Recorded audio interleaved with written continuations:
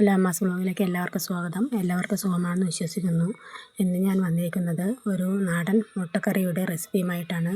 അതെങ്ങനെ ഉണ്ടാക്കുന്നതെന്ന് നോക്കാം. കൂടുതൽ മസാലകളൊന്നും ഉൾപ്പെടുത്താത്തൊരു നാടൻ മുട്ടക്കറിയാണ് ഞാൻ ഉണ്ടാക്കാൻ പോകുന്നത്. അതിനായി ഒരു പാൻ വെച്ച് അതിലേക്ക് കുറച്ച് വറ്റൽമുളകും മുഴുവൻ മല്ലിയും തേങ്ങയും ചേർത്ത് കൊടുത്ത് നന്നായിട്ടൊന്ന് റോസ്റ്റ് ചെയ്തെടുക്കുന്നുണ്ട്. നന്നായി ഒന്ന് റോസ്റ്റ് ചെയ്തെടുക്കാം. പിന്നീട് അത് മാറ്റി വെച്ചതിന് ശേഷം അതേ പാനിലേക്ക് ഒരു 3 മുട്ട ബീറ്റ് ചെയ്തെടുക്കുന്നുണ്ട്. അത് ഒഴിച്ചു കൊടുക്കാം. ആവശ്യത്തിന് കുറച്ച് കുരുമുളക് പൊടിയും കുറച്ച് കാശ്മീരി ചില്ലി പൗഡറും ഞാൻ ചേർത്ത് കൊടുക്കുന്നുണ്ട്.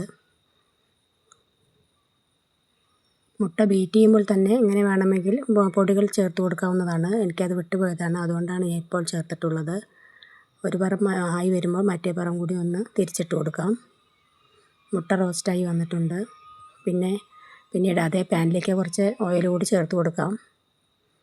ചെറിയ ഉള്ളിയാണ് ഞാൻ ഇട്ട് കൊടുക്കുന്നത്. 4-5 പച്ചമുളക് നടുകെ കീറിയത് കൂടി ചേർത്ത് കൊടുക്കുന്നുണ്ട്.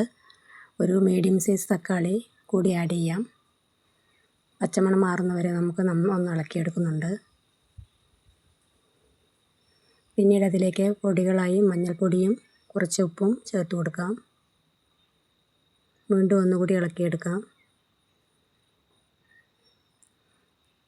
നന്നായി റോസ്റ്റായി വന്നിട്ടുണ്ട്. അതിനുശേഷം അതിലേക്ക് അരപ്പ് ചേർത്ത് കൊടുക്കുകയാണ്. മല്ലിയും മുളകും വറുത്തത് അരച്ച് വെച്ചതാണ്.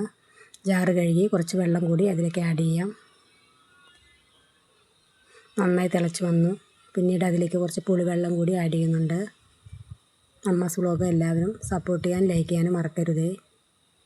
ചെറിയ കഷ്ണങ്ങളാക്കി അരിഞ്ഞു വെച്ച മുട്ട കൂടി നമുക്കിത് ഇപ്പോൾ ഈ സമയത്ത് ചേർത്ത് കൊടുക്കാം.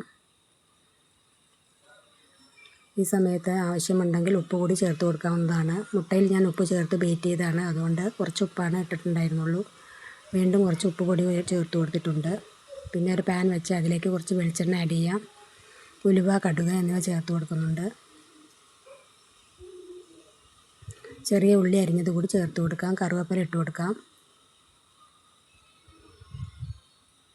വറ്റൽമുളക് ചേർത്ത് കൊടുക്കാം. പുഴുങ്ങിയ മുട്ട വെച്ച് നമുക്ക് ഇതേപോലെ തയ്യാറാക്കാവുന്നതാണ്. പച്ചമുട്ട പുളിയെല്ലാം തിളച്ച് വന്നതിന് ശേഷം ഒഴിച്ചും ചിലരിങ്ങനെ ഉണ്ടാക്കാറുണ്ട്. പക്ഷേ എനിക്ക് കൂടുതൽ ഇഷ്ടമായി തോന്നിയത് ഇങ്ങനെ ഫ്രൈ ചെയ്ത് കറി വയ്ക്കുന്നതിനോടാണ് കൂടുതൽ താല്പര്യം തോന്നിയിട്ടുള്ളത്. നല്ലൊരു ടേസ്റ്റുള്ള കറിയാണ്. ചൂടുള്ള ചോറിൻ്റെ കൂടെ കഴിക്കാൻ പറ്റിയ ഒരു കറിയാണ്.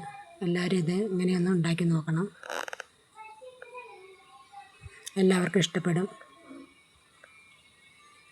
നന്നായിട്ടുണ്ട് കഴിക്കാൻ.